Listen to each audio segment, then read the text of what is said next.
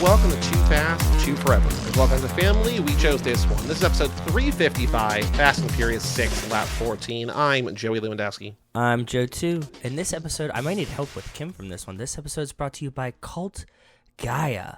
Check out their From the Runway line at cultgaia.com. Well, shout out to cultgaia.com. I don't know, is that how you say that? Is that how you say that, Kim? Probably. When's the last time you were on a runway? You gotta get on that runway, boy. I had no idea. Gotta hit that runway, Joe. Exactly. World's longest. It works on so many levels. Did you search Cult Runway? We'll find out. With us tonight, once again, all lap long, Walt, Hickey, and Kim Bhasin. Hello, guys. How's it going? How you doing? But for the first time, all lap long, not in the same location. They are recording separately tonight, and they are looking great. We are 4 boxes on Zoom, and we are here for the world's longest Cult Gaia runway. Hello, gentlemen. How's it going? It is great to be here. But this is, I believe, the middle point in our adventure together. Is that right? True? Or is actually, that right? Well, I think this might end the first half. Is perhaps You're what the it is. mathematician here. You need to tell us whether this is halfway. We have or 11 movies, and this is number 5. So technically, the next one will be the midpoint, but this is the end of the first half. This is the end of the first half. How do you think it's going? I'm having a great time. I think Good. it's I'm if very you guys curious. are still having a good time, then then it's good. I will also say, though, in terms of time, we have not gotten halfway yet because we've done most of the short ones, and we got most of the long ones still to go. Okay. Movie watching time, yeah. Movie watching time. Well, I mean, that's half the fun, ain't it? Yeah, true. They get much more sprawling from here forward, I think.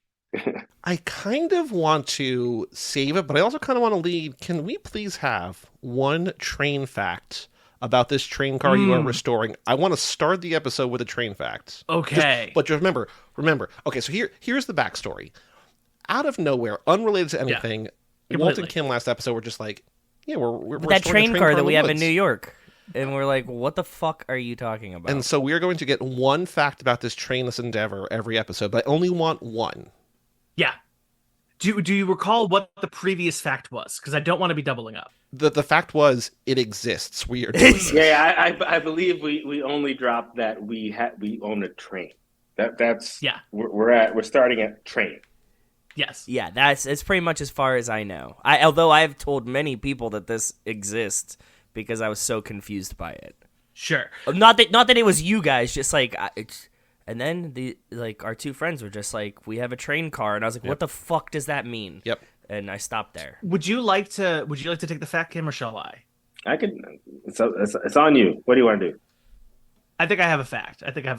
You can pay the government to shut down the Rip Van Winkle Bridge for a couple hours. Anyway, on to the film. What? Yes, Okay, perfect. That was an excellent train fact. And Love I just have so many more questions, and you guys are doing a great job. Thank you. Mm-hmm. That's great. I'm glad. Just a little, yeah. Next week's, we got a good one for next week. Okay, good. Because next week also, the next episode is going to be Tokyo Drift. We're going back in time, going forward in time. Lots of trains in that movie. Different kind of train, but still a train. Yeah. We have, so the most 80s moment, I'm going to cut the line here, because all lap long, even on the next week's episode, which you will all hear, Labyrinth, we asked, because we had to record that early, we asked Jordan if she could think of like the most 80s moment in any Fast and Furious movie she was having a hard time.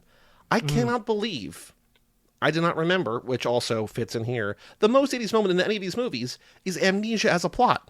That is the most 80s thing in the world. Yeah. That's so a big 80s. one. That's good. That's definitely good. Yes. That is, I needed to cut the line because I'm just like, this is the most 80s thing, I think, in any of these movies at all. But Walt, Kim, most 80s moment? I had a NATO general getting intimidated by a subordinate officer in order to do a thing. Good one. Very good. Yes. Very, very good. Very, very good. Mine is that 1 versus 2 fight scene in the London Tube where Han and Roman get beat up by the martial arts guy. Yeah. It's very like 1980s martial arts film, but just in a different venue, you know? Like that could totally happen in traditional martial arts, like Asia kind of settings. But no, this time it's in a subway and they get beat up and it's hilarious. And Joe, your pick?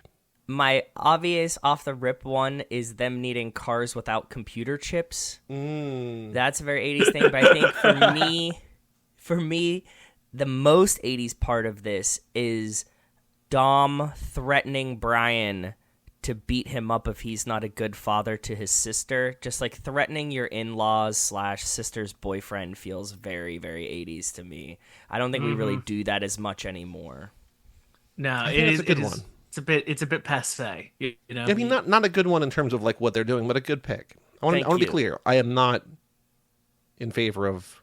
Do you just like threaten random dudes that might be dating your sister? No. I feel like it was passe, like when Friends was on the air and was played as being passe. So that's definitely an 80s thing.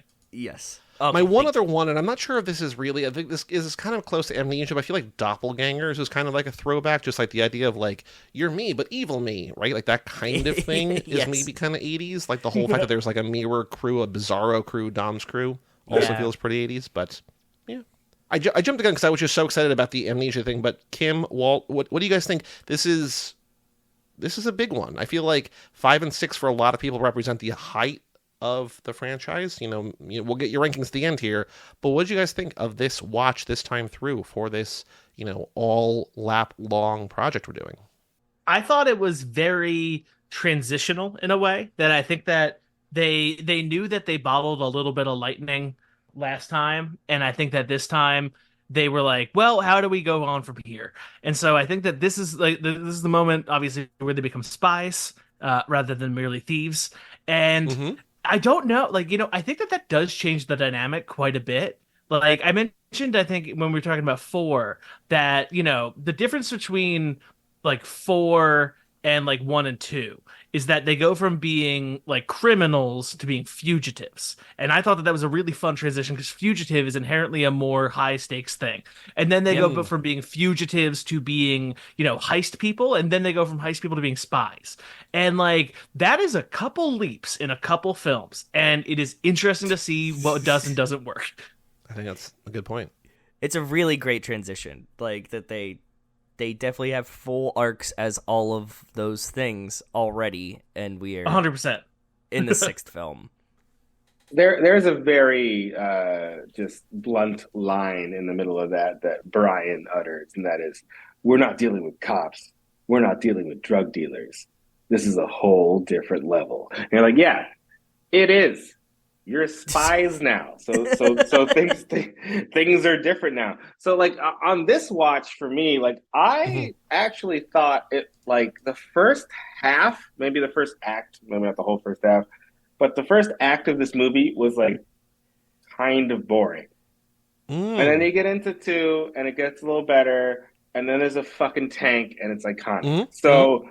Like, it really ramped up for me more this time than in previous watches, and I'm not really I haven't pinned down exactly why, but yeah, once the tank bursts out of the front of that, I'm like, okay, yeah, all right, I'm here, I'm paying attention, I'm in it, let's do this shit. Do you think it's like the remove of the family and focusing on a group that isn't, that there's like there's a new group in town? I think it's something like, so there's also way more Dwayne Johnson in this film than I remember. It feels like he's like the literal main character throughout the entire first act of this movie. And maybe throughout, who's that? Who's the main character of this film, right? Is it him or Dominic Toretto? Because it's just so much rock, and you're not used to it because this hasn't happened yet until now. And I feel like this is the one where he's the most prominent, right? So in 7, he has less of a role, in 8, and then he disappears. But this is the one where it's easily the most Dwayne Johnson, which makes it more like cop-centric than before, where they're halfway through this, they're like trying to solve a mystery, right? They're detectives out in the world trying to find Letty, and they're doing all these detective things and shaking down these bad people for information, and it's just rock centric. They do take a side quest of detective in the middle of their quest to become superheroes. They do. There's something different about like the Brian being a cop because he's always just been a criminal, but like Hobbs is like cop first, criminal sort of second, right? Like he's still not firmly criminal at all. Cop, yeah. He's just always mostly cop. Yeah, he never goes out and buys all this stuff with his, $11 million take from the Heist, the previous job they did, right? That's not. There was, so when we watched Icons Unearthed, they made a point about this movie. There was a guy on there who was credited as author and fast expert. I'm like, well, we were available. But he said that this is the only movie where the core 8 family are all there. Dom and Letty, Brian and Mia, Roman and Tej, Han and Giselle. So Letty's not really Letty. Letty's Amnesia Letty on the other side. But, like, that's something notable. Like, this franchise that is all about family. You think of it, these faces, this core group, and this is the only one with all 8, and even all 8 aren't really together. Like, but that's sort of noteworthy. Then there's Hobbs and Riley beyond that, but it's strange to think. Just I guess the Letty thing kind of throws it, but like this is kind of an important casting movie in terms of like where they were going and where they're going to wind up. It's definitely if you think about what the core cast of this thing is. It is this. I feel like, I texted you guys some things that I had heard that I found very interesting about the current perception of the state of the franchise. And like one of the manifestations of that was that reveal that Universal had basically done some investigation into, why did Fast 10 not hit as much as we kind of hoped it would. And then there was that report, I think it was in the Hollywood Reporter, that they were like, yeah, people don't know who John Cena is. And there's a moment that that starts in like the next movie where they do start adding a lot to the crew. And that's like, it's a very Dungeons and Dragons thing, but it's also it's a moment where like they do start to go from being like the crew to being like essentially like a decently sized corporation that can call upon various elements at any given time. Like this is the last movie that actually feels like it's manageable, after which it does start like bloated is the mean way to say it, like expansive is the polite way to say it. It's probably somewhere in between, but this is like probably the tightest group that they got, Bloated is also probably correct. We've been saying forever that they needed to kill people off. There's no stakes, and instead of killing people off, they just bring people back instead. Hey, this movie kills some people off. Well, and then, later movies kind of, bring them back. I also, in terms of killing people off, like, jumping to the end here, is shooting Riley in the chest with a harpoon the most visceral and brutal death in this entire franchise? Like, it feels grisly in a way that, like, a slasher film would be. It doesn't feel like a Fast and Furious thing. Without the blood. It feels like they had a great time with Gina Carano on set. Yeah, it's between that and Phoenix from 4. Yeah. Getting essentially car impaled. Yeah. Yes. Yeah. I do wonder if they're like breathing a sigh of relief that like killing her off in this one and not having to like do the Disney thing and like write her out. They have to be. Yeah. Like I don't need a nuanced statement made by Vin Diesel about anything, to be clear. So I think that is probably for the best. Wouldn't you want to watch that inevitably 8-minute long Instagram video where like he kind of gets to a point around 6 minutes in and then kind of abates the point or whatever and just like, what she's I liked working with her. It's just like, what are you saying? Yeah. Vin has a way with words, but yeah, I mean, I did think like they do like obviously bring a bunch of folks back after this, but they do kill like 2 key party members at the end of the film, which they never do before or again. I will say, and they have since undone one of those, and undone one of those. But to their point, in this one, I was paying attention because we've seen 10 now. We know Gal comes back at the end, and she does kind of like disappear. I was going to get to it when it happens, but like there's an interesting moment in this film where they're contrasting the way that these 2 doppelganger teams run themselves, right? The way that Shaw runs his team is after a key member gets killed in the line of duty, he says a very, very small thing and then he's like, all right, he messed up. Everybody get on with it. And it just shows how callous and shitty he is, that he only has maybe one line of commemoration for his fallen comrade. And then Giselle dies at the end of this film, and nobody says anything. Nobody says it breathes a single word. And like, if you compare it to like, oh, the bad guy was held up as being the height of callousness and the height of lack of caring because he merely said one moment of commemoration. And then, Dom does not acknowledge that. Nobody says anything about it. There's a vague allusion to it within Grace, but beyond that, like nothing is made of it. And I was just like, wait a minute, like if you're gonna make them the good guys, you do have to have a little acknowledgement that they have completely lost Giselle. We've talked before about how like it takes a long time for anyone to realize, and then Mia's just like, wait a minute, somebody's missing. And then that's it. Nobody talks about it. They just all just like kind of just And then... As Han is like silently sitting there sobbing, and no one's asking him what's going on. You okay, bud? No.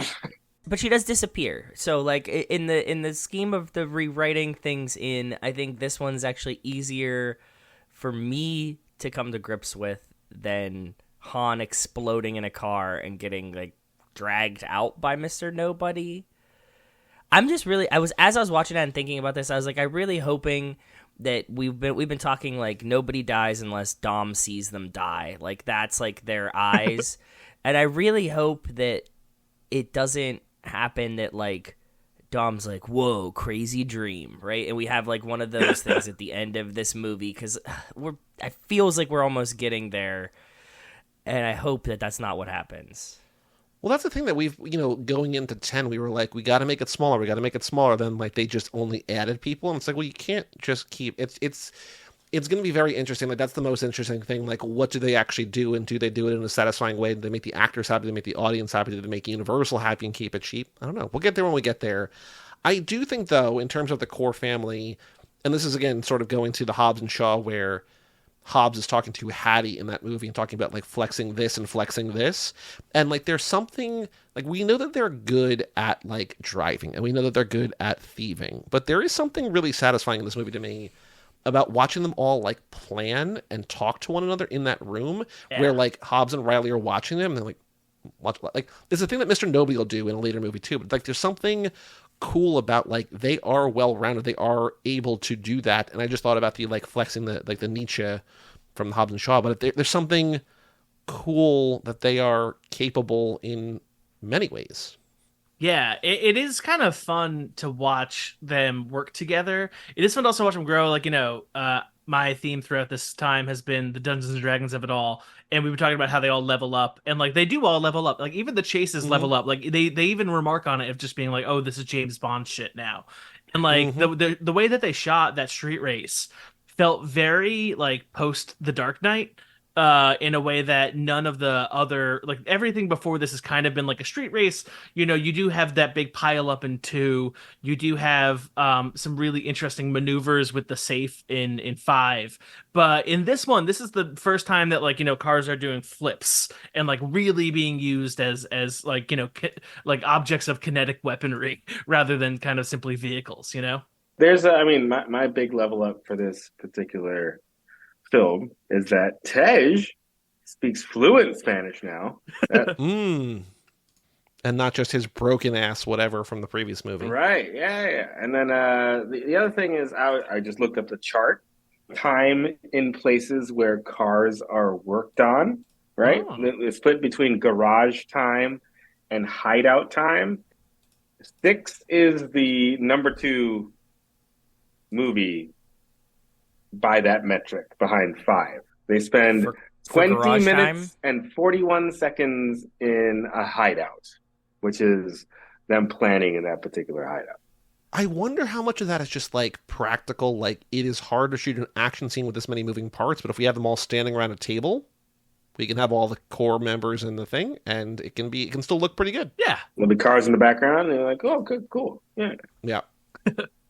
Dom wearing his Toretto garage shirt at home, I thought felt very 80s as well. I was like, nobody wears their work shirt like at their barbecue on the weekend either. So that was almost maybe one of my he picks. Just came from work, man. But you would change the shirt. He's at his house. He was at his own house. You think he wears that in his own garage? Yeah, he totally does. Yeah, he definitely does. That's why he had it on. But it's like, bro, like everybody came to your barbecue at your house. Like you just didn't want to put a regular T-shirt on. No.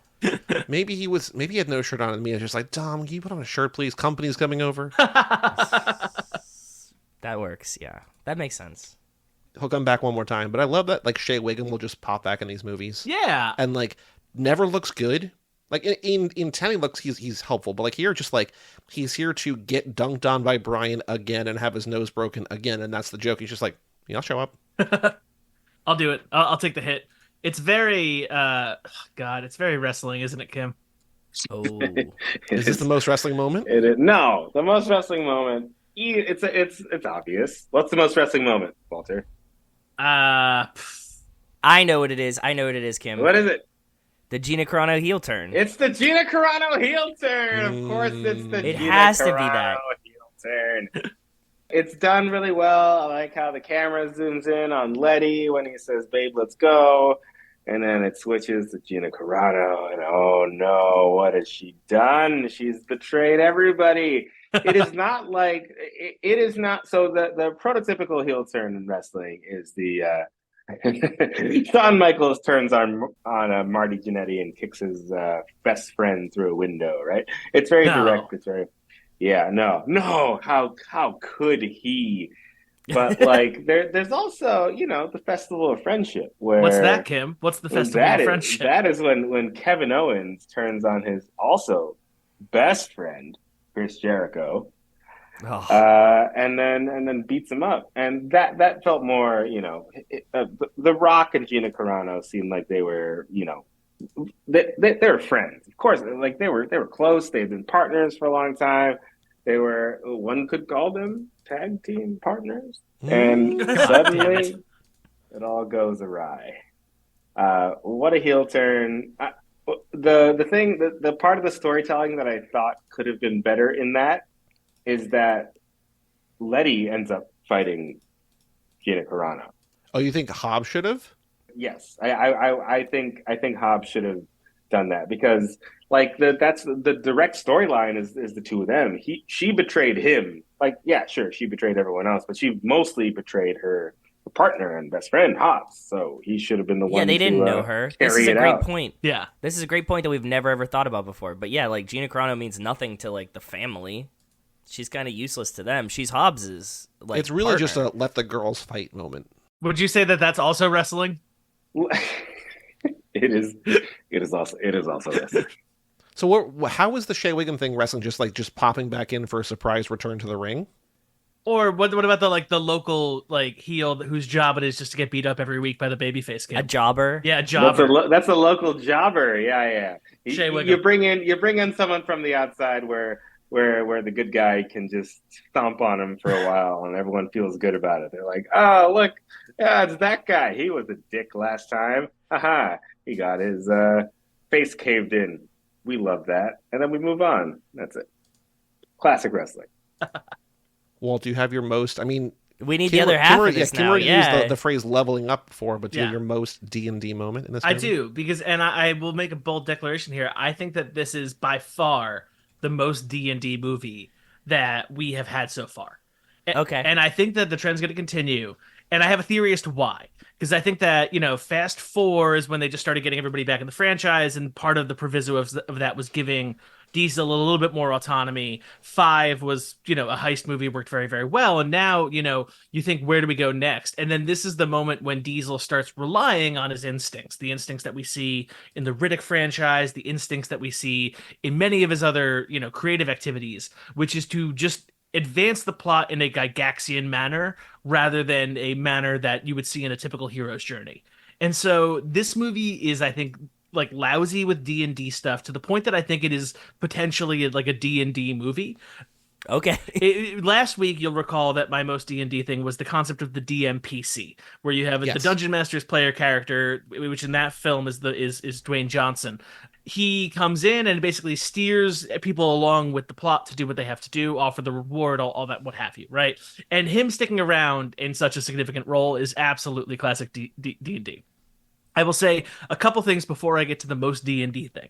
One of them is that, how do they keep the adventuring hook going? Like, there's this big problem in D&D, which is like after your character achieves what they want to achieve or gets all the money in the world, you still want to keep playing week after week because you're more powerful than ever, but you need to come up with some bullshit excuse in game that they should keep on doing so. And so they have a 5-minute conversation in this being like, well, we've already done the last job ever. What could possibly bring us back? And then they think about it really hard and they're like, pardons. We'll get some pardons, everybody.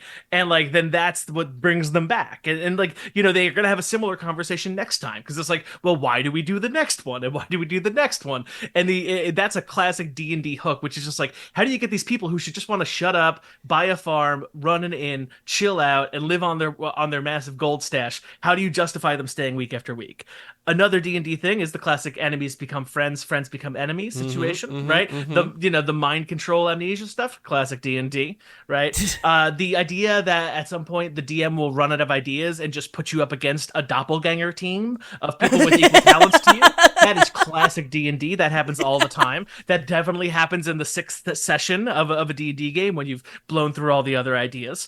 The fact that the entrance of the tank is akin to how I would introduce a dragon in basically any D&D fight. It just emerges out of nowhere and they're like, oh shit, how do we do this? We're under-leveled for this particular situation. The second most D&D thing in this film. So let's say that you have a D&D game that for the first, I don't know, like 2 sessions, somebody plays a character and then they get bored and they fall away for a little while.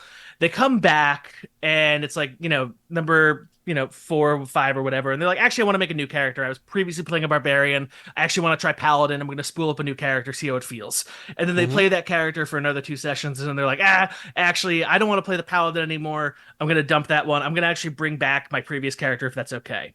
That's what happens with Letty and Elena Neves. It's basically the role that was previously filled by Letty had been filled by the paladin, Elena Neves, and then they decided that was boring, and so they went back to playing their original character, and they had to figure out a way to make that happen.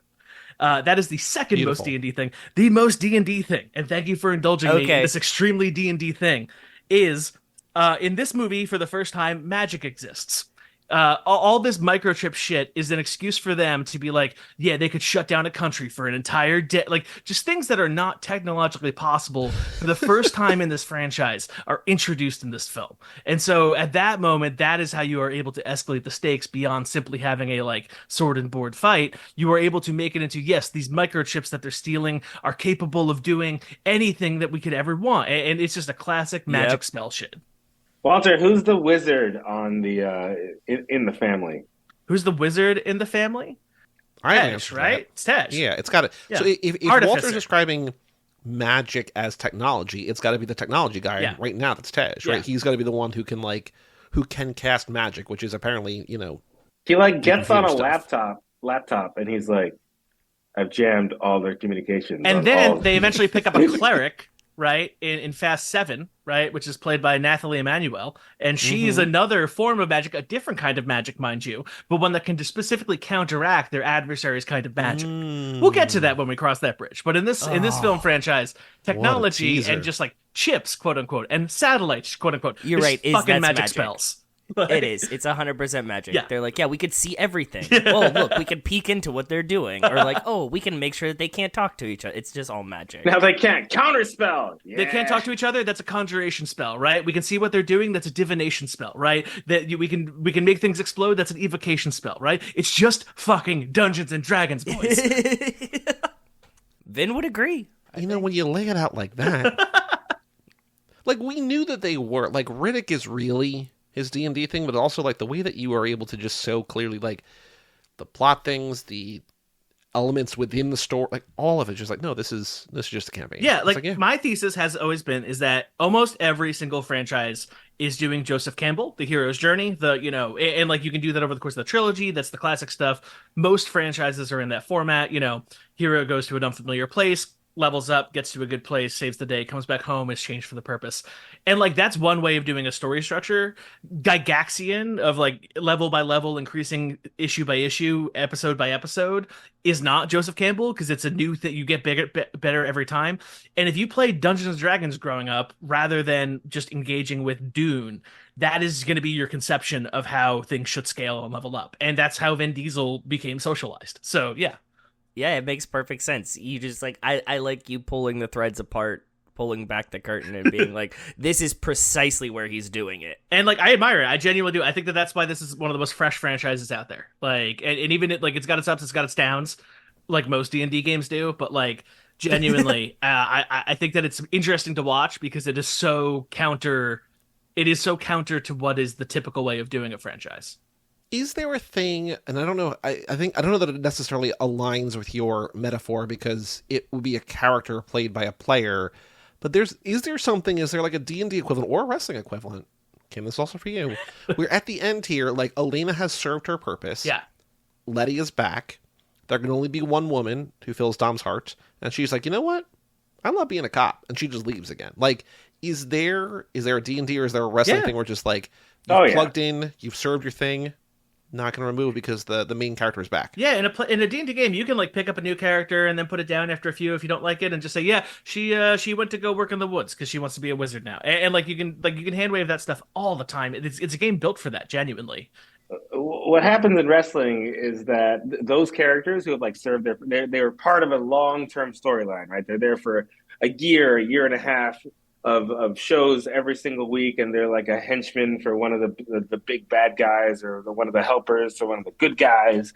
One day that story of the main character like finishes. Well, whatever the feud is, it ends, and then those side characters, there's nowhere to put them. So what happens is they disappear for a second, and then they have to reinvent themselves because their whole character was dependent on the more primary people in the storyline. So they have to go away. They come back as something new. Like in wrestling, they literally have to think, like the writers and the wrestlers have to figure out what this person's role is, what their new persona is, and it all has to build off of what they were previously. You can't just be totally disconnected. They can't just arrive again as some brand new They do it sometimes. It's not the best, but like you build upon that, and you're like, what could this person possibly turn into next? And I mean, that's what they did with her. No, that was perfect. That made a lot of sense. I loved it. Joe, what you notice this time around?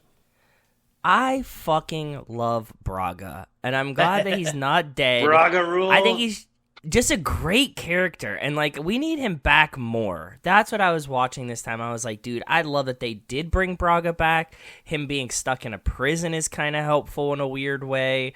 I like everything about it, and I think that the actor is just great for this type of character.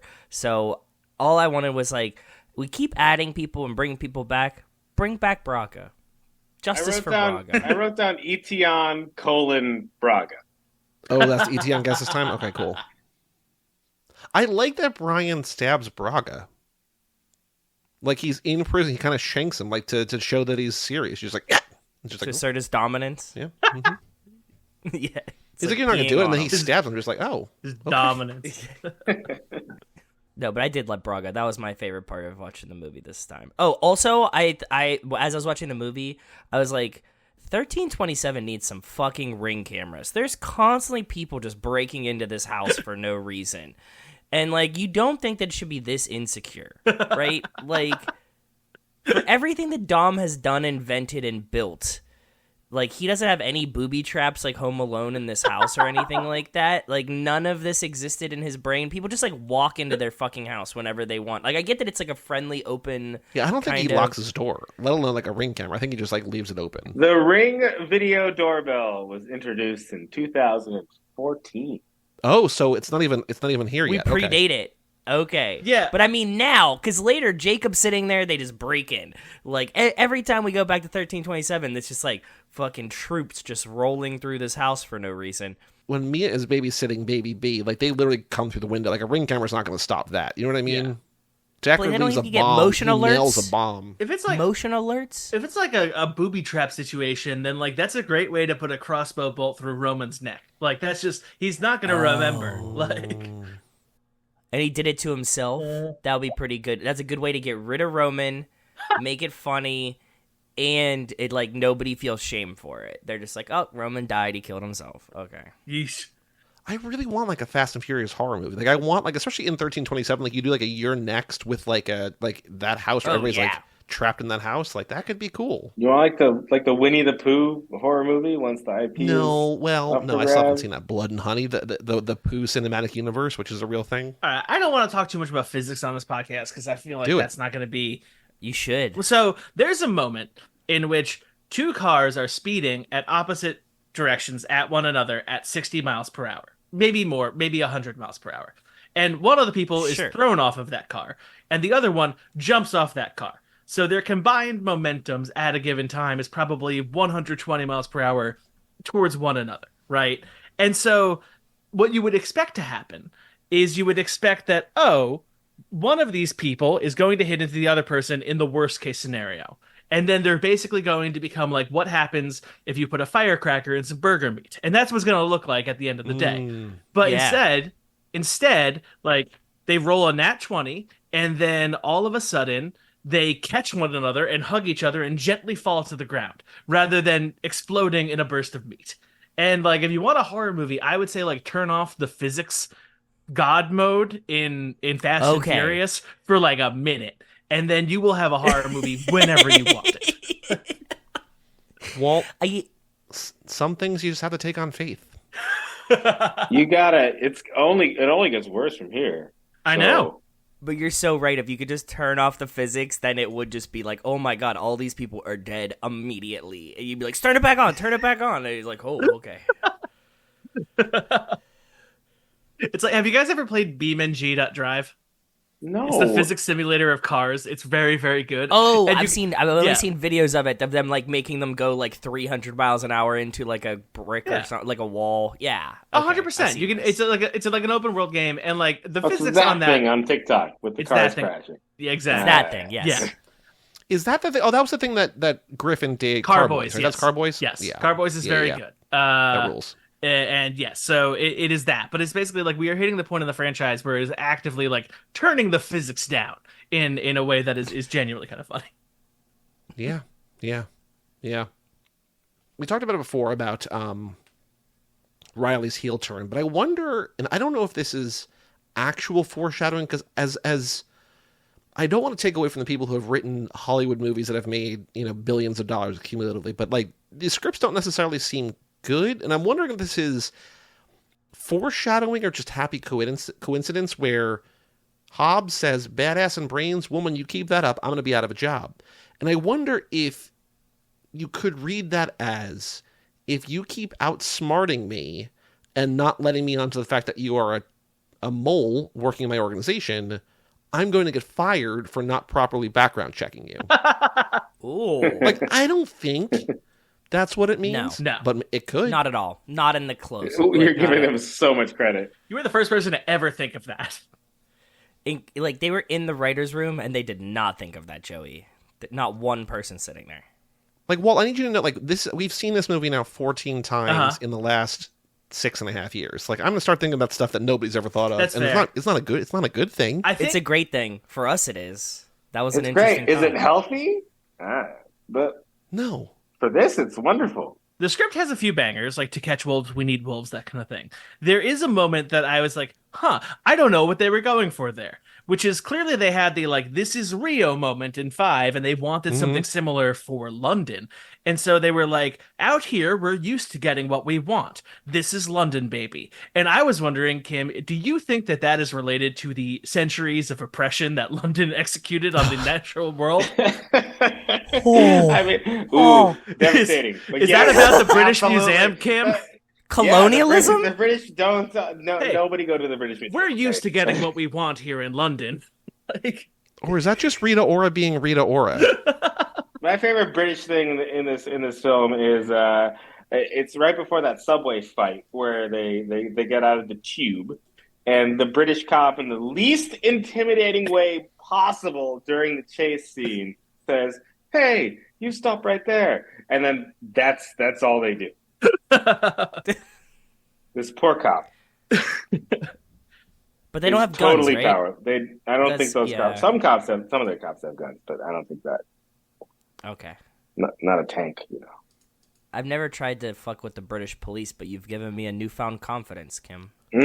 When they strip that British guy for parts, and like Dwayne steals his suit and Roman steals his watch, is that a good watch, Kim? I feel like your eye would be caught by that. I didn't pick up on it. Damn. I'm guessing so. If he did several $1 million in sales right there, and he's making like, I don't know, give him 5% off of that, he'll be good regardless of. Yeah. Did you feel particularly at home in the luxury sale in this movie? In that sale on the boat with the car? Yeah. You're like, these are my people. Oh, those are absolutely. I don't have a driver's license, so no. That's so amazing. Not quite. You've said it before, and then you just dropped it in again. I was like, oh yeah, that's right. Yeah. Why would he need a driver's license? He has a train already. He has a train. I was just thinking that. He also has a transportation allowance from his employer. Like, why does he need a car? Exactly. There are some like long-term, because we were talking about things that they say now that might happen later, foreshadowing and things like that. There's a moment where Don says, "That couldn't have been me. I don't do cold weather," and it just irritates me so much that they did not like call that back when they're in the coldest they place don't call ever. Anything back. We complain about this so much. They miss giant alley-oops like so often that we're like, oh, this is because of, and they just.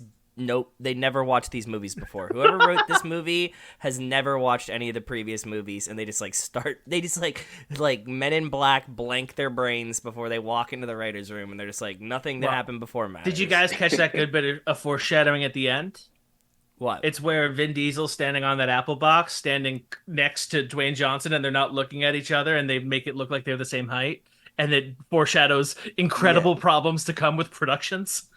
Well, so they were apparently even all the way back in this movie, they already hated each other. Guaranteed. Like there's more stuff that they were hating each other. Yeah, because that scene, like I can't unsee it. Walt's talking about it every time I watch that scene. They're very clearly on different planes to be separate heights. They're very clearly not looking at each other at all. They're just like staring vaguely, like behind and in front of each. It's like the weirdest thing if you know that there was tension between them. Also, very wrestling, by the way. That heights are super important. So, like, if you're a like backstage interviewer and you happen to be really tall, you have to separate your legs pretty widely to make yourself shorter while interviewing the wrestling talent, so you don't make the wrestlers look small. Wrestlers have to be as big as possible. So Dwayne's he's a big boy, but like he's got to be the biggest boy. That's what they tell you if you're ever traveling in like the Connecticut area. If you ever see a wrestler, just like make loud noises, make yourself appear bigger than you are, hold up a shirt and wave it around. If you have a bell, ring it. Clang whatever you can. Clang whatever you can, and then the wrestler will usually retreat. Okay, it's not always, but you have to be safe whenever you're in the Stamford, Connecticut area.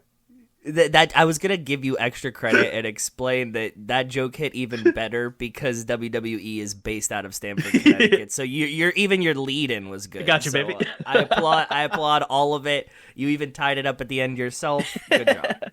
One other thing that we learned recently about this movie is that we had always heard, like from the beginning, we had heard that this was two movies that they kind of jammed into one. That it's just like there was the runway scene, there was the bridge scene with the tank. They're like, this is not enough. We want to put these two together or whatever. Oh, interesting. But what we heard recently was that them taking down the plane was supposed to be in Fast 5. They're like, there's already too much in this movie. We're going to remove that from this movie and put it in the next one.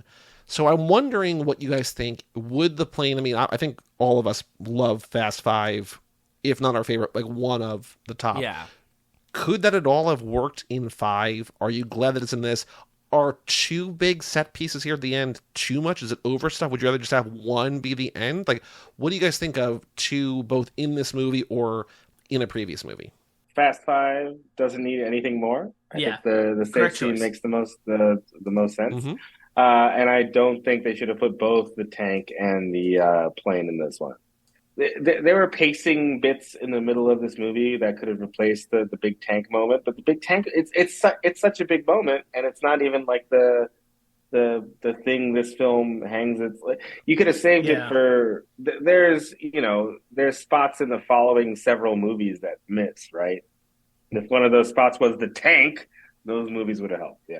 It's too sequential. Like it's two separate set pieces where it should be cutting back and forth between two set pieces, and then you split the party up. Because the problem, like the joke, and like Kim, you guys freaking calculated exactly how long the stupid runway is. But like this, it's too beefy. The plane scene, it takes too long. There's too many bits that have to get into it, and like, as a result, it becomes a bit of a farce of itself because obviously this plane is taking off for 15 minutes, and so like it would have been better if you had split the party and then had them each contend with one of the two big finales of either the tank or the plane, but instead they are stuck on this plane thing, which I think kind of is one of the first times that you really feel the constraints of this being a car movie, where where all the set pieces have to be car related in some way or another.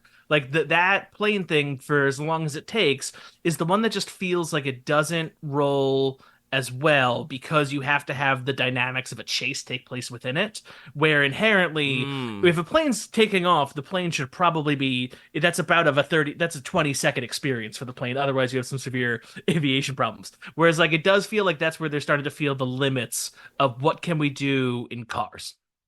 There's a full 30 minutes, that's a half hour of chasing time in this movie. Chasing time defined as not racing time when they're racing each other, but some kind of chase, like with the train in the previous film, and so on, like where cars are chasing each other for some reason, people dangling off of cars, that kind of stuff. A full half hour. The previous movie had 20 minutes. 4 had 17. Tokyo Drift has 6. Like these are this one really took it to a different level. Do you guys think this movie is too long? I think I could shed a little bit, honestly. I mean, you can ask us that for the next several weeks. Well, so this is like within a minute of Fast 5. Do you think Fast 5 is too long? No. Fast 5. Absolutely not. Fast 5 is exactly as long as it needs to be. This movie is potentially a little bit longer than it needs to be, What would you cut? Would you just cut chasing? I'd cut some of the chasing. I think I'd cut some of the chasing. I'd cut some of the... if you made the plane scene a little bit smaller, I think that a lot of the complaints that we just heard would be semi-alleviated. Yeah, I think that you have to like make those big set pieces happen concurrently, because if they happen one after another, I mean, listen, that I like my dessert first, but I do think that it needs to be a little bit tighter. I don't mind having the two set pieces in this. I don't know if it would be too chaotic to run them concurrently. I don't think that you could put the plane chase at the end of 5 at all. No, that just feels wildly bad. Ow. But I think that more so for me, it's kind of like a spacing thing, where I think that the tank scene just needed to happen like 20 or 30 minutes earlier to give you the breath until the plane scene. And I do like how zany it is having two big set pieces in this. That doesn't bother me as much. But I think that it's more of the like them being back to back so quickly one after each other is what really makes it feel weird. There's only one scene between them, right? It's the heel turn scene. Pretty much. I mean, there's a couple other little, but like they're in the hideout again, and then there's a few big plot things happen, and then you're immediately confronted. It feels pretty much immediately. Yeah. I also think that one thing that makes this movie drag on a little bit, and I think it's a big contrast to 5 and 7, is that I think that the music, and more specifically the score in this, is terrible. I think it's just, it is like replacement level.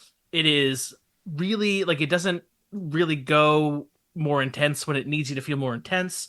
It doesn't really like, it doesn't have the emotional lifts of a lot of the other stuff. In 5, you have like a really well set score to that big finale chase, and then obviously you have Danza Kuduro and some of the other big elements that kind of come in. In 7, obviously 7 completely lives and dies based on See You Again, and like that movie is able to ride a lot of emotional moments with that song, whereas like this, the score in this is completely forgettable. If I asked you to hum the theme to the movie that we all just watched, nobody would get close at all. And like Marvel had this problem for a few years, where like every Marvel movie was kind of scored by committee, very, very phoned in. There was no unifying sound to the Marvel soundtrack. Like Iron Man was almost just like a classic rock playlist, if you'll remember in the very beginning. And then eventually they were like, oh shit, we need a unanimous, combined sonic aesthetic to these films. And that was like the best decision that they made. Whereas in these films, they have like a couple of like needle drops that they'll always play, but there isn't really that musical aesthetic that carries through at any point. And it feels like by movie 6, you should kind of have that, right? You should kind of have like, how to make people feel things during car chases, right? And like the sound design is excellent, like the car stuff, all that, like that is obviously something that's very important to the execution of this film. But I just felt like the score is just a complete nothing burger, and that the movie actually really suffers for it. Do you think we'd be talking about that if the scores of some of the other ones weren't so iconic and memorable? Like, is it a victim of its own success previously? I think the soundtracks to the other ones, which are the diegetic sound and the songs that they licensed to put in it, are iconic, and that's good. And like, this movie doesn't have anything like that to speak of, really.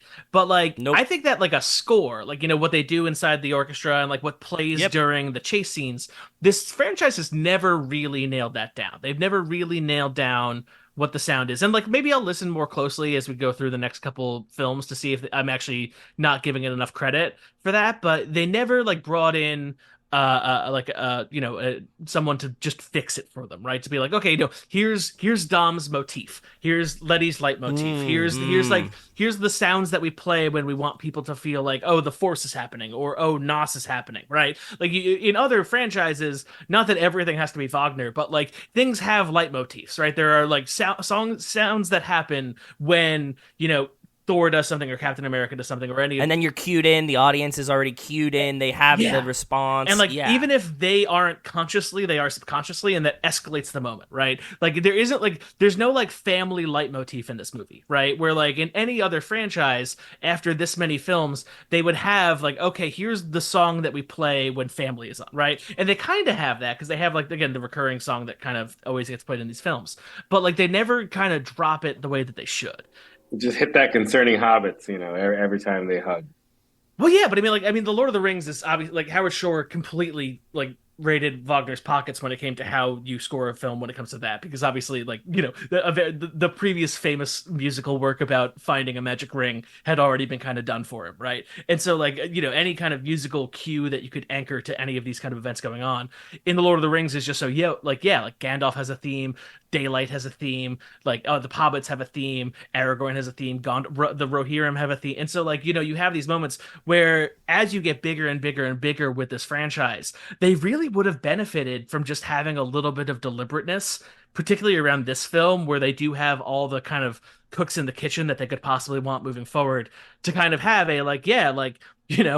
Star Wars has a Han's love scene, like let's get a Han's love scene for this one. Like, it's there's a lot of, I think, missed opportunity when it comes to the score that I only started really noticing in this movie. So this score was composed by Lucas Vidal.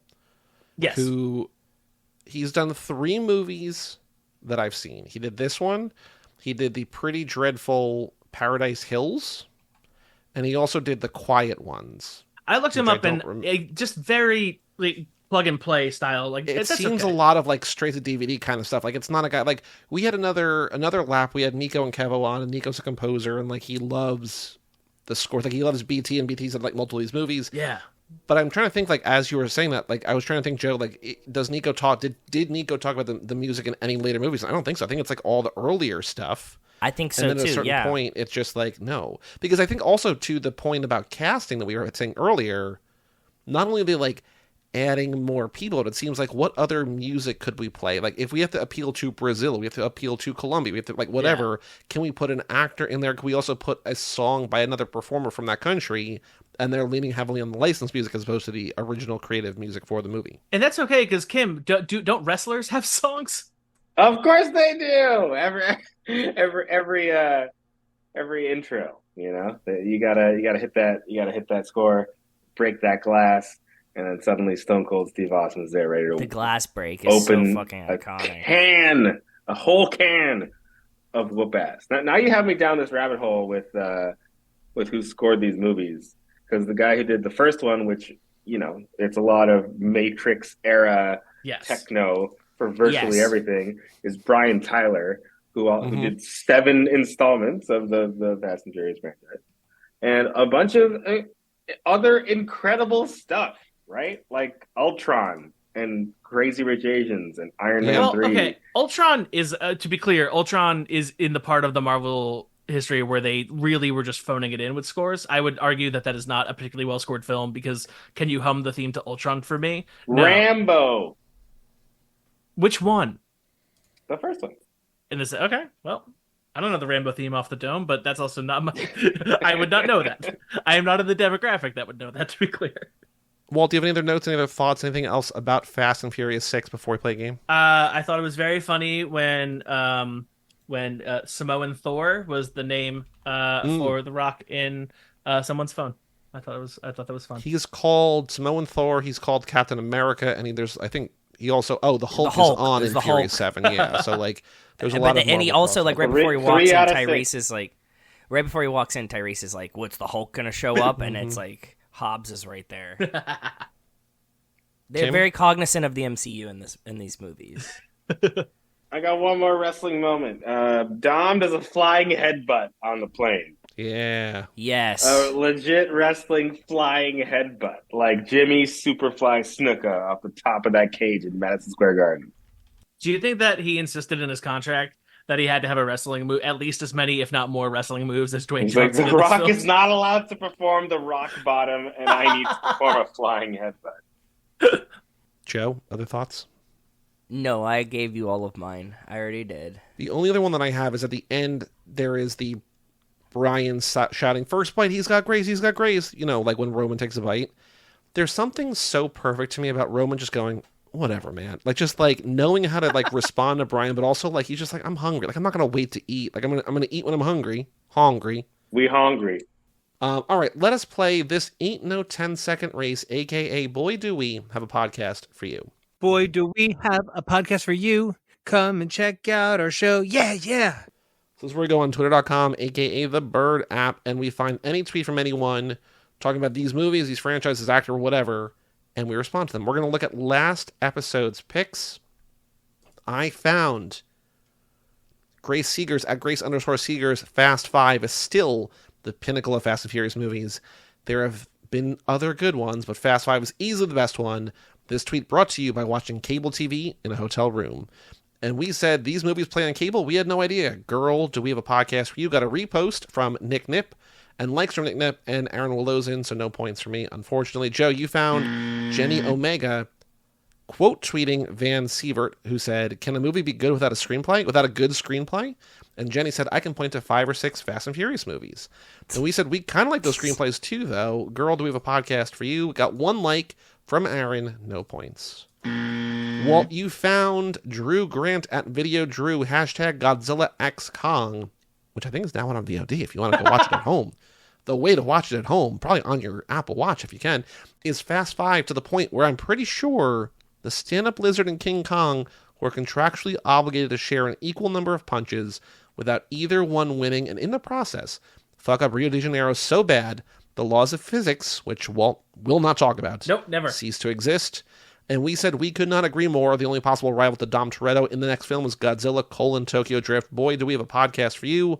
Liked by Aaron and Drew Grant. Walt, you get a point. Woo! Put it on the board. Put it on the board. There you go. Put it on the scoreboard. Walt's up 1-0. Now, can Kim come back? Kim, you found Shea Serrano at Shea Serrano, who since this has announced his Ryan Gosling book. Oh, by the way, we also have a whole Ryan Gosling podcast.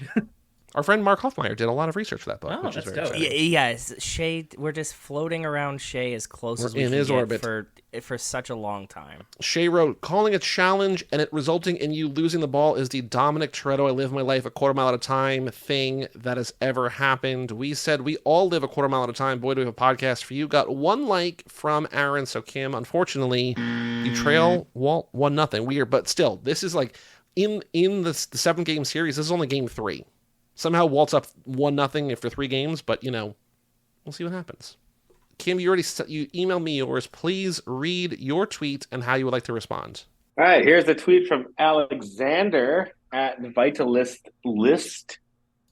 "Do you ever sit here and think about random fictional characters? Because I do. The fact that I have the same birthday as Dom Toretto, or the fact that Fast and Furious is an amazing franchise, but one of the best lovers to enemies to lovers trope, because Dom and Letty. I would like to respond. Let's do we do too, Alexander, with a K, because Dom and Letty. I hope you left that typing in there. We do too, Alexander, with a K. With a K. Is that in the tweet, Joey? Did you put that? You have to type it in. With a K, because Dom and Letty. Boy, do we have a podcast. I put that on there. Alexander also wrote 2 hours ago, just got home. We'll reply to DMs. So let's go.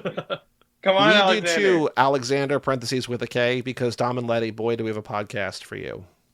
Feels a little bit like we're making fun of his name, but also, Joe, you sent me yours. Please hit us. It's a quote tweet of someone quote tweeting Scott Mance. This is from Chris at just Chris Salvin, Salvin. It's a quote tweet of Scott Mance saying, breaking even after heavy production or promotion, earning rave reviews since its South by Southwest premiere, and Ryan Gosling stealing the Oscars. The Fall Guy is off to a slow start. It cost $130 million to make, but it's projected to only make $28 million for the weekend. It's a really fun movie. What happened?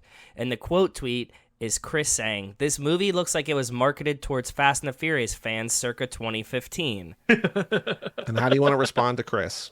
Chris, we feel personally attacked, and maybe you might want to listen to this podcast, that in parentheses, or the other one we did about Ryan Gosling. That was just like too much of a tandem 1-2 that I couldn't pass up. Chris shitting on Fast and the Furious and Fall Guy at the same time, knowing us. Alex Ellenin DM'd me on Instagram. He's just like, are you guys considering Fall Guy in the Fast and Furious universe? And I'm just like, no, but like we covered it for the other show. Yeah. Solid flick, right? Yeah. Walter loves Fall Guy. I thought it was pretty good. Interesting third act. We had a choices. blast. It's a really fun blockbuster. Yeah, I thought it was dope. I think it'll. Yep. I'm annoyed because I think it's just going to be another the other guys or no the nice guys. The nice guys, yeah. Where it's just like it'll run for years on TNT or whatever the streaming equivalent is. And people will eventually find it and be like, "That was a really fun movie. Ryan Gosling, this actor's pretty good." It'll be at the top of a lot of Reddit threads of like, "What's an underwhelming movie?" or some shit like that. But yeah, circle of life. Walt, did you find a tweet? I did find a tweet. I'm sending it to you now. The tweet is, the most iconic prayer of all time isn't the Lord's Prayer. It's Roman's Prayer at the end of Fast and Furious 6. Walt, it's so this 2 episodes in a row? 2 episodes in a row? I have another one that I can fall back on. Nice. I have another one that I can do if you get him. I feel bad. No. I think if he allows Joey to have it, then Walt gets at least 60% of all points. Joey's got to go first next time, so that this doesn't happen again. I don't remember how we did it last time. I think I let Walt have the tweet. I think I get it. I was maybe saying I get a half point or something. You but get it at this point. You get it this time. Sure. No, I want you to have it because this is look. He's just trying to get that half a point to add to the totals. Walt, what he's trying to do. Do you want to wet your beak on my tweet because I got a good one? It's amen to that. Have we got a podcast for you? Mm-hmm. Oh, that's good. Yeah, that is good. Mm-hmm. You want to wet your beak? We can make the call now. Like we can go splitsies on that. We can go Dutch. No, this is we're all still you. We're gonna cream these other two, but like. If you want to read your other one, we can play that one for charity. But I'm gonna let you have this for charity. One. Great. Yeah, we can throw one at the community chest. A community chest, yeah. I mean, it's for a good cause. Tim Ellis at Tim Ellis AU tweeted Fast and Furious 6 post-credit scene when Jason Statham hope out of car that Hills Han after what was your greatest experience in a movie theater? And most of those typos were articulated properly. And how do you want to respond to this one? Yeah, that was pretty weird, and only the kind of thing that you can get in a cinema.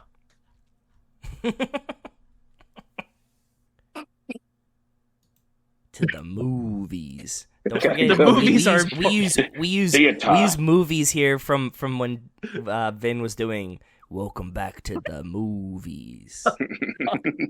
So you said cinema, but you have to like acknowledge the parlance of the podcast. Yes, of course. The movies. The movies. He dragged it out for way too long too. I don't know why he pronounced that word like that. Sure. Where he was like standing like this, just like movies. The movies. Yeah, he was doing it in Dom Toretto character, which I thought was an interesting choice. But sure, he doesn't drop character until they make the DVD How commentary. often does he like accidentally revert to Dom Toretto? Like he must. Joey and I had this like long breakdown discussion before, and I don't think you guys were on for it. We think that there's 3 iterations of this human. There's Mark Sinclair, Sure, who loves Dungeons and Dragons. Yes. There's Vin Diesel, who is an actor and likes movies, and then also Dom Toretto is part of his personality. Okay. And at any given time, he's one of these 3 people, but now it's just mostly all Dominic Toretto at all times. Yeah, but when 4 comes up, because 4 is definitely Riddick. Oh, you don't want to be around Riddick. Oh, okay. No, I think Riddick is just is like the alter ego of Mark Sinclair. Not an actual. that is Mark Sinclair. character. That is Mark Sinclair playing Dungeons and Dragons. That is his like half elf, like quite literally. Yeah, that's what's happening. So like, I don't consider that its own character because like he exists as Dom. What? After this, can we do a little Riddick talk? Sure. What do you guys think is like the Dr. Jekyll and Mr. Hyde juice for each of those people? Like, obviously, it's like a little bit of axle grease gets him into Dom, right? And then how does he get back to Mark Sinclair? Like, what does he have to do to get? I think to Mark unhulk? Sinclair is like long gone. I think like probably like Christmas morning with his children might be as close as he ever's gotten back to Mark Sinclair. I think Vin, like he's lost it. It's just, you know what I mean? He's like, oh, I don't remember that. I don't remember this person existing. I think that like he normally now exists as Vin. Yeah. Most like a lot of when he's just like doing any type of like promos or interviews, he's Dom. Wow. Anytime Mark he's Sinclair's- literally outside, he's Vin. No, like Yeah, literally at least Vin, outside of okay. his house. Like, Okay, yeah. Vin immediately, and then the more people that surround him, the more Dom he gets. And I especially think. if he's running like promo for any movie or anything like that, he's instantly like into Dom. This kind of just Yeah, sounds he's like how just an dumb, introvert is able to get into public sometimes. Like this is a Maybe, bit of a coping yeah. strategy. He's just playing a potentially. character, yeah. But yeah, I think that maybe only like at his house with his children, he is sometimes Mark Sinclair. So are you saying that? So Mark Sinclair is increasingly having trouble distinguishing between kayfabe Dominic Toretto and like his real life, and like a wrestler who's always in character to the point where you can't escape the character. Which used to happen back in the day. Walking through an airport, they would like have to keep playing their character the whole time. Like they're carrying their belt, just trying to go home. And the kids come up and they have to be like, I don't like you, child, and because they're the bad guy. I think that makes perfect sense. I think that's really what we're starting to see a lot of here. Okay, I found one. I'm also very excited to hear that conversation when I edit this episode because I missed most of it while I was looking for tweets because there's so many garbage tweets out there, but I found one. Okay. Oh no, I can't reply to it though. Whatever. I'm too tired to find another one. We'll go This is a stupid Dutch. screen name at Crazy Kurt Philly says, my future Fast and Furious predictions. Ava Mendez shows up in Fast 11. Luke Evans shows up in Fast 11. Vanessa Kirby shows up in Fast 11. What I'm going to do is I'm going to quote tweet this, and I'm going to say, I can't reply, but just know your family. Boy, to the podcast for you. That's great. Excellent. We love that. Well played. Good stuff. Nailed it. Got it in one. Slightly more, but either way. Got it Several nonetheless. more. All right, you want to talk Riddick? Let's talk Riddick. Furya. Do you think it happens? Shooting this summer. Do you think it shoots this summer? Well, so in the last episode we just put out, I good said, Joe, set question. Vegas odds. Yeah.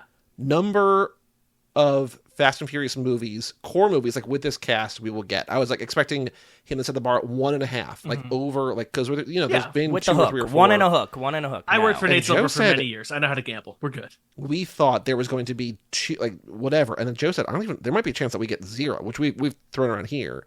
But now you're saying, do you think we're not even going to get Furya?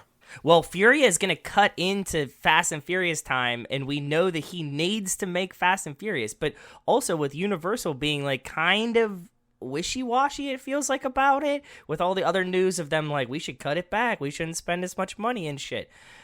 I don't know, man. I still think that there's a possibility, like a world where they just are like, nope, we never made that last one, and like Vin just like storms out and throws a tantrum on Instagram.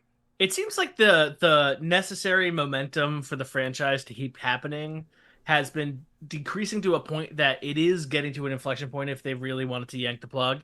That being said, I think that him filming Riddick Furya is the biggest evidence for that argument that we have, because if he's trying to reignite another franchise as this one dims a bit, Oh. like that seems like what I would do if I had a sense that I only have another movie or two, you know? But also, Universal's in control of that. So, like, would they give him that ability if Fast 10 was, like, Fast 11 was tanking? Like, would they want to reinvest in Vin and just be like, oh, no, maybe just Fast and Furious ran its course? Because that's his baby. Riddick did a $100 million box on It does 38, all right. which is all right. Yeah. So he's got the Guardians franchise, right? And beyond that, he hasn't really done much, like, since. Like, you know, Nope. like, and that's all right, but it does, for a star, if you're not, like, in other franchises at the same time, it does take a bit of bite out of your box. And so I think that maybe this could just be an attempt to, like, get another thing going, you know? I mean, it's never been a secret. I think like his heart and soul is in Riddick. Like he only came back to this because they gave him the rights to Riddick, right? Like I think that's what he cares about more than anything else. I also do wonder if like he was in The Last Witch Hunter, which I don't know if he had like stake in that, but like felt like it could have been a franchise, and that people were just like, no. Yeah. And like the he has, like you're saying, he has Groot in the Guardians thing, but like, But that's not his. that's also the easiest thing to replace. He was in, the last time he was in, like, a capital F film that was not as Groot and was not in the Fast and Furious franchise. Billy Lynn's Long Exactly, Halftime Walk, yeah, which is which I don't even remember him in. he's an interesting, he's like supporting character in it. He's actually pretty good. Again, like, I contend that he's a good actor when he wants to be, but that's like basically kind of like a cameo. Not even cameo. It's like, I would just say a supporting part. But like Last Witch Hunter, yeah. But I mean, that was 10 years ago. He hasn't. And really... then before that, I think the one before that that wasn't Riddick or Fast and Furious was Babylon AD in 2008, a notoriously painful set for Cassavetes, right? So like, yeah, it's been like when we did like our last lap show or 2 laps ago, we did the Vin Diesel lap, and like we basically watched all of his movies. Yeah. And it's very sort of front heavy loaded because it does feel like he is doing what Tom Cruise is trying to do, which is like Tom Cruise is like, okay, I got the Mission Impossible thing, like I want a second franchise, and like things are not clicking. Yeah, I mean, he's always kind of wanted that. Like he had the XXX movies, right, and they came and went. Yeah, but even they were very much felt. They almost were reactions to like the popularity of the X Games at the time, right? Because it was like, hey, an extreme sports stuntman doing extreme sports to save the world. And then Riddick obviously happens. He does the pacifier, which is kind of, that's what you do when you need, $8 million. and then like, but it's really just been Guardians, Fast, and Riddick. And Riddick's hasn't happened in like a decade. And so I don't blame him for trying to get some more irons in the fire, particularly if this one's winding down a bit. Because I think his Guardians work is kind of winding down a bit. Because that franchise is kind of, even though Groot can appear in whatever the hell Disney wants Groot to appear in, they don't really need that. All they need is voice. They don't need that many hours in the booth at a Vin, No. We're underrating the quality of the third Riddick film, okay? Real simple. It's incredible. Here's why. It's because like I have never seen a film paced the way that this one is. It is nuts. It is a solid 1 hour of training montage. And like that's it. The first hour he gets dropped off on a planet and then has to learn how to be himself again. And there's no dialogue with any other fucking people. It's just Riddick. That's Vin's dream. I think that's the realest script writing we've ever seen come out of Vin. Like the most covered, like nobody polished that script. He was like, if it could just be me for an hour, just looking cool and not talking to anyone, that's what we're gonna do. Like 100%. That's what it is. I'm sure he was like, look, if Riddick is going to become Riddick again after his whole ordeal as king of the necromongers, he's going to have to take some time to himself and find the real Riddick inside his soul. And so we're going to have to devote 1 hour and 15 minutes to him figuring that out. Is Riddick the quest for him to find Mark Sinclair? God. If I could self-actualize through one science fiction movie, holy crap, would life be better? Like, he did it. But that movie, like, they attracted some talent to it, right? So, like, Dave Bautista's in it. Yeah. Katie Sackhoff from now from The Mandalorian is in it. Like, it's good. I think her character survives, if I recall correctly. Carl Urban will probably be back, right? He'll show up. Carl Urban will always be back. He is. Look, Commander Siberius Vaco is a crucial member of the Riddick cinematic universe. Family, we covered all those movies for this podcast. I've seen all of them twice, and I remember almost nothing about any of them. They do feel like a fever dream to me as well. I agree, Joey. I can't tell you anything that happened in any of those movies until Kim was pointing out that it was an hour-long training montage. I was like, that actually, I do remember that part. Other than that, nothing. God. What can you do? That's amazing. Yeah. Anyway, this was fun. I enjoyed this. Thank you I enjoyed both. this film, and I Thank you enjoyed this both. episode. It's always good to come on. Thanks for having us. So like I said before, our next episode in 3 weeks with you guys is going to be Tokyo Drift. We're going, because it's chronologically forward, even though we are going calendar-wise back. So get excited for the only short movie we have left. Everything else is over 2 hours. This one is I can't wait till you guys hour get to 40. watch it in this order because we think that it makes for a very fascinating marathon. Yeah. This way. It feels because you just drop in like a really silly, goofy movie at the beginning and you're like, whoa, jeez. After you come off 5 and 6, you're like, we're back in high school and this kid's old as shit. And, Why is he it'll be old? way fun. How the fuck did Bow Wow get here? Yeah. Yes. Yeah. Can't wait for next time. And then you go ahead a movie and you see Sean supposedly just a couple months later looking 15 years older somehow. You know what I mean? Like But he looked 15 years older than he should have been in the high school. So yeah. We'll get there in 3 weeks. Kim, what would you like to plug? Anything new that you have published or written or composed or produced or anything since we last spoke? I'm going to have Walter do it first. Walter. I am the executive editor of Sherwood News, and you should check out Sherwood News because it is a very fun place. It's really cool. The graphics are super cool that you can just like interact with all the graphs and stuff. I meant to tell you that. Awesome. Thanks. It's really fun. The site's gorgeous. We have a ton of fun there. It's business news. So you should check it out. I'm also Numlock News is my daily morning newsletter. You can check it out at numlock.com, like the key on the keyboard. And my book remains You Are What You Watch. And I will have something fun potentially this summer related to that book. But the rights exchanges are happening and things are cool. So check it out if you haven't already. It's a lot of fun. People dig it. Soon to be a major motion picture starring Mr. Vin Diesel. I wish. Oh my God.